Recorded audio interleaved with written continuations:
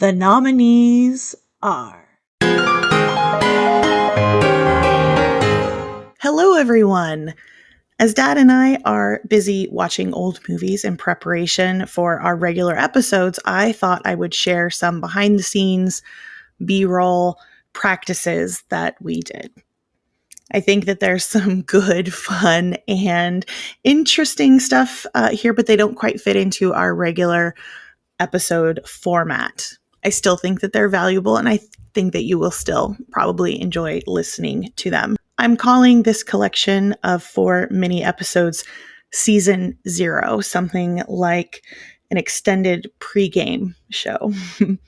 These will help you get to know us somewhat so we don't feel like complete strangers to you, but they'll also give you some interesting trivia as well as some insight into the show. I hope that you will enjoy these pregame mini episodes and that they whet your appetite for the regular episodes that are to come.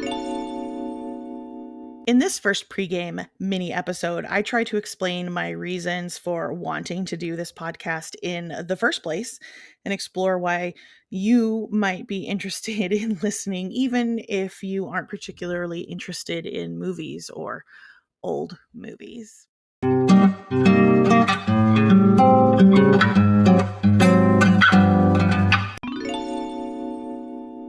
Hello, everyone, and welcome to Shea Cinema, the Best Picture Project. I know most podcasts don't need a long, drawn-out introduction and explanation, and on its surface, this podcast doesn't either. Dad and I are going to be watching and discussing every film nominated for the Academy Award for Best Picture, starting way back in 1927. That's it. Except that's not just it. The secondary title of our show is The Best Picture Project, and the word project is really the important part. For whatever reason, I feel intensely compelled to explain why I wanted to do this podcast in the first place and why, to me, this isn't your run-of-the-mill movie review endeavor. I'm a high school English teacher, and in all of the insanity that happened with COVID, lockdown, and the teacher shortage, I found myself suddenly responsible for classes I had never taught before. So during winter break for the 2021-2022 school year, I was told that at the start of second semester, I would no longer be teaching 10th grade English, but instead I would be taking over myth and folklore and film studies, 2 separate classes that didn't have any prescribed curriculum. So I was just kind of thrown into the lion's den, I guess, or into the deep end. One of the things that I had to do is make stuff up on the fly. Particularly coming up with what was going to be the final exam project. So the Best Picture project became the course's final exam, where each student would do a presentation on a different film that won the Academy Award for Best Picture. At that time, there was a total of 94 films available for selection. This, of course, required a ton of research, and the presentation on that film followed some strict guidelines, outlines, and templates that I had created. Kids were really resistant to watching some of these movies, especially after I said each film could only have one student create a presentation. When it came time to sign up for slots, most kids scrambled to select films from the most current or several most current Academy Awards at that time. In fact, during that semester was the slap heard round the world at the 94th Academy Awards, where Will Smith smacked Chris Rock. We actually talked about that in class because it was a contemporary issue. Teenage perspective on that controversy was endlessly fascinating. Anyway, kids were scrambling to sign up for the most recent films, and many said things along the lines of, I don't want to watch this movie because it's in black and white, or I don't want to watch this movie because it's silent, or I don't want to watch this movie because it's not a Marvel picture, or it doesn't look realistic, or they had so many excuses on why they didn't want to watch the vast majority of the movies on the Best Picture list. Even movies made 10 years ago might be looked at with derision as being outdated or uninteresting because they weren't modern or contemporary enough. Practical special effects looked fake to most kids used to seeing the latest in CGI technology bring fantastical worlds and characters to life. And granted, some kids completely opted out. They chose not to do the project, and while that's disappointing from a teacher perspective, and perhaps infuriating from a peer perspective, why isn't my kid doing their work?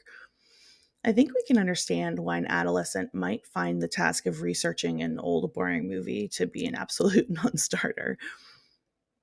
But what I did find is that the students who chose genres or films that were kind of antithetical to what they would gravitate towards in their normal life once they started doing the research, once they started figuring out the context related to their film, once they actually sat down and watched the film, and then answered reflection questions that I had for them, once they did character studies, and then when they needed to present me their own opinion, it would be totally fine if they hated the film, but they needed to be able to explain why while also being able to describe the plot and not just do a cut and paste off of the internet.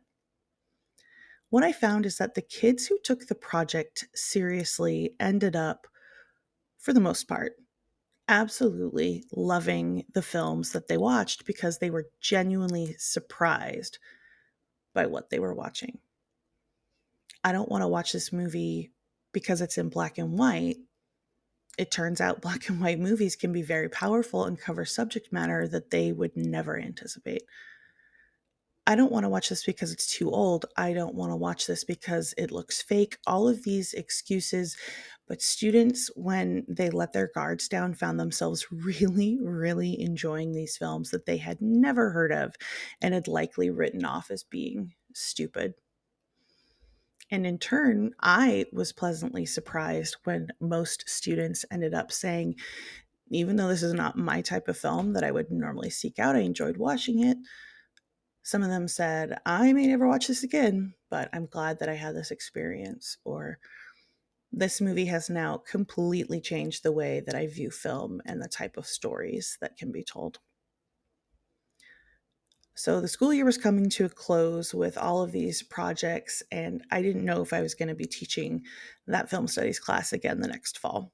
In fact, I ended up not teaching it the next fall, but over that summer, last summer, I was reflecting on how the class went, and I realized it was such a good experience for me to experience my students watching and reacting to these films. I learned a lot from their research and their insights. And I thought, why don't I do the very same project that I asked my students to do?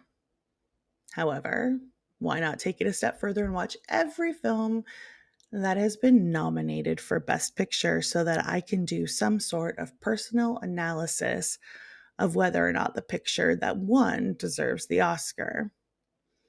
I remember when I was younger watching the Academy Awards. This would have been when I was growing up in the 80s and early 90s. And I knew about most of the movies, thanks to a religious viewing of Siskel and Ebert at the movies every week.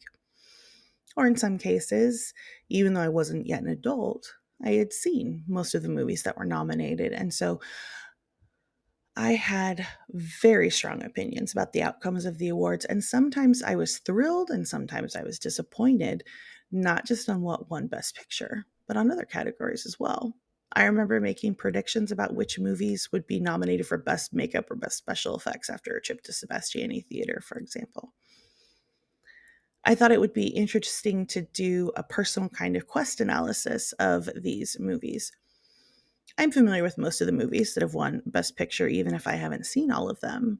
And there are many that are nominated that I know nothing about. So I decided I'm going to do this project. I'm going to watch all of these movies and I'm going to document my thoughts and my reactions. Really, I thought I was going to keep a journal of some kind. However, when I think about my own relationship with film, with movies, why I feel like research and analysis are not only interesting, but they're fun, is because of the relationship that I have with my father.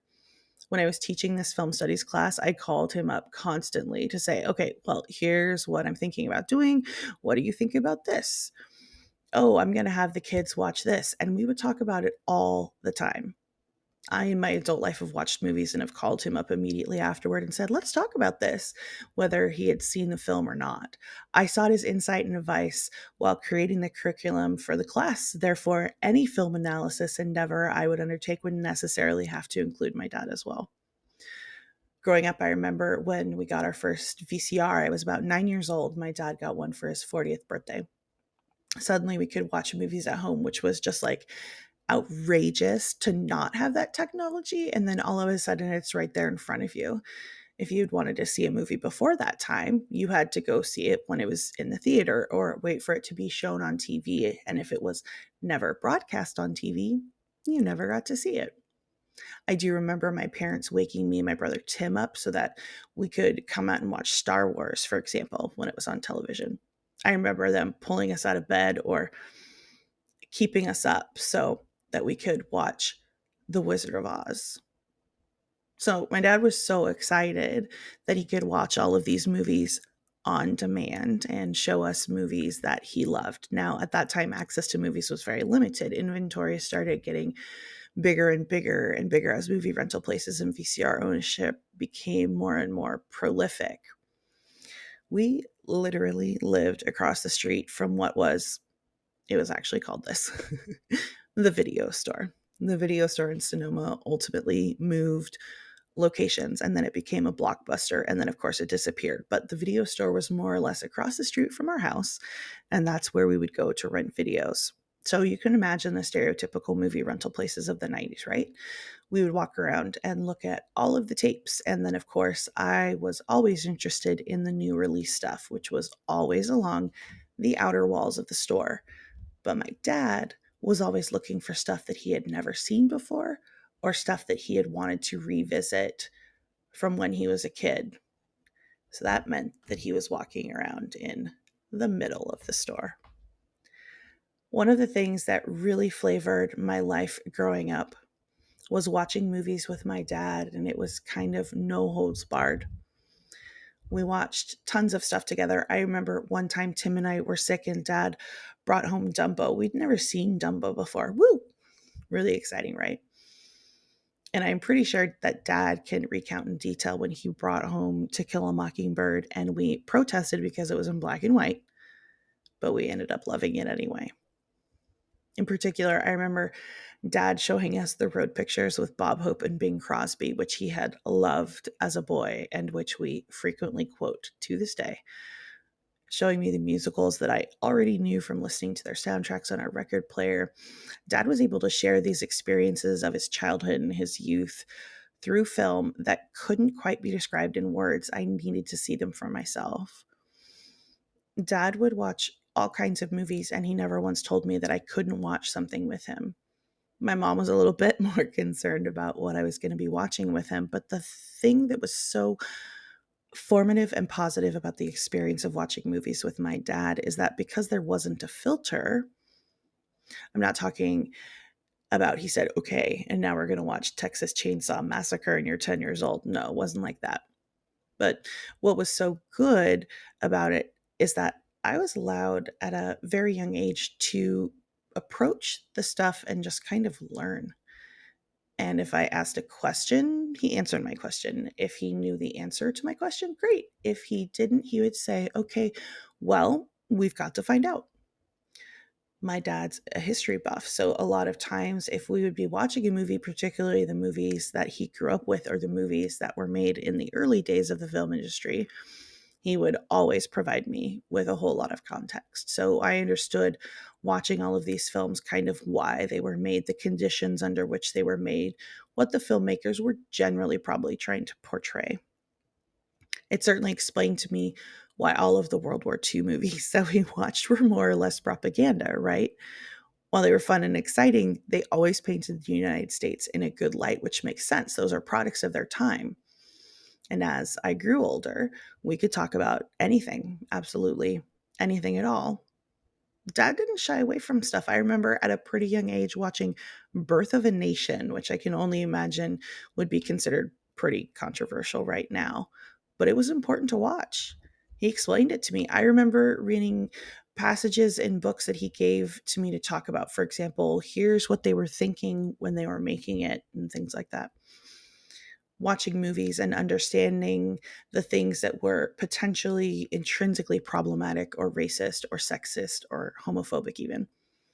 All of that was explained to me while we were watching film. And so when I thought, I'm going to do this project and watch all of these movies, how could I not do that with my dad? I asked him, hey, you want to watch all of these movies? And he was like, well, yeah. One of the crazy things is that we live in an age, in a digital age now, where these movies are more and more available. Certainly, some of them have been lost.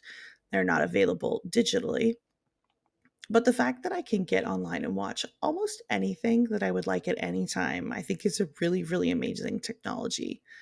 What a time to be alive. I used to buy tons of DVDs, but I never made it to the transition to Blu-ray. I've reached my limit on physically owning this type of stuff. I still like to own physical books, but physical movies doesn't seem important to me. But the fact that more and more things are available is really, really astounding. So the ability for dad and me to watch these movies, it just seemed like this was the perfect time that we would be able to have access. We could watch these movies and then we could discuss these movies. The movie discussions dad and I had, or have, aren't always necessarily about filmmaking, but are always about storytelling. My dad is a prolific reader. He's a great writer. My mom is the same. I was raised in a household where some of the core values were, let's talk about what you're thinking, let's analyze what you're reading, what you're watching, what you're listening to. So it just seemed obvious that I needed to do this project with my dad. And then here's the other component. I recognize that I have a unique opportunity to not only watch these movies with my dad and talk about these movies with my dad, but I have the opportunity to record these conversations with my dad, and time is short. We lost my brother in the Iraq War back in 2005, and I don't want to get into that too much right now, but losing my brother, it brought the three of us, mom, dad, and me, really close together. We learned the hard way that you can't take time for granted. If you want to do something, do it now. Tell people that you love them. Go on that vacation to New Orleans before he heads off to basic training. Kind of seize the day. Carpe diem, to quote a film that dad and I don't quite see eye to eye on. But this year marks 18 years since my brother's death. It's almost 2 decades, which means that not only am I older, but my parents are older. And as morbid as it is, the reality of the situation is that we are running out of time together. And so for me, the need to have these conversations with my dad, do this project with my dad, record the conversations that I'm going to have with my dad is really, really important because we are going to run out of time. There's no way that dad and I will be able to reach the end of the line or get caught up on this project. I hope that we make it far. Who knows? This is why it's important for me, for us to start, because I don't know how much time we have left. And as I get older and older, and my parents get older and older, the time is now. So, why should you care about this podcast? I hope that you will enjoy it because you are interested in film, but I also hope that you will enjoy it because we are just regular people. We don't have jobs in the film industry. We may know some things about it, but that is not where our careers are based. I am, after all, a high school teacher and dad's an attorney. We can't give you any insider info other than what we've read in books or in our individual research. Dad certainly has more experience with these films than I do. He comes at them with a different perspective, and I want to be able to hear these perspectives and share these perspectives because conversations with my dad are always so good and insightful and uplifting. And so essentially, this project, this podcast, is going to be recordings of my conversations with my dad. The central conceit is this is going to be more of a window into us doing the project rather than us doing formal presentations, although our episodes are going to be absolutely formalized in the way we approach discussing each film. But I thought that other people might enjoy watching along, listening along. So if we can't find it online to watch, to stream, we can't watch the film because we have to do this long distance essentially, right? But that also means that if it's available to stream online, you all can watch these films as well. Now, that doesn't mean that all of these films are free, but I think it's going to be worth it in the pursuit of film knowledge. This is why I wanted to give some background on where this idea came from and why it is important to me personally and why I hope you will listen. We'll see how this goes, but this is a work of love. This is a project of love, and I think it's going to be pretty obvious that we are doing this for me and Dad more than we are doing this for having any sort of standard podcast success. I want you all to come and hang out with me and my dad while we watch and talk about movies because he's one of my most favorite people in the world, and I would love to be able to share him with you. He might be rolling his eyes if he hears this ever, but we won't tell him. Okay, everyone. This podcast is a documentation of my father and I doing this together because this is something we are interested in. I thought you might want to listen in and watch along with us, like family. This podcast project is a way to hold us accountable so that we can get to the hard work of watching movies and talking about them with each other. I firmly believe that if these films were talked about as they once were, which is why they were nominated for accolades in the first place, many people would be willing to try them out, and most would be, at the very least, entertained and hopefully learn something about themselves and the world at large. Many of these early movies are finally available for streaming, so there's no excuse not to watch them. So if you are interested in film, in history, in storytelling, and maybe a dash or two of philosophy and theology thrown in every once in a while, I'm confident you will enjoy going on this journey with us. I'm so excited about this project and seeing where it takes us. So, welcome. I hope you will enjoy. Let's begin. Shea Cinema.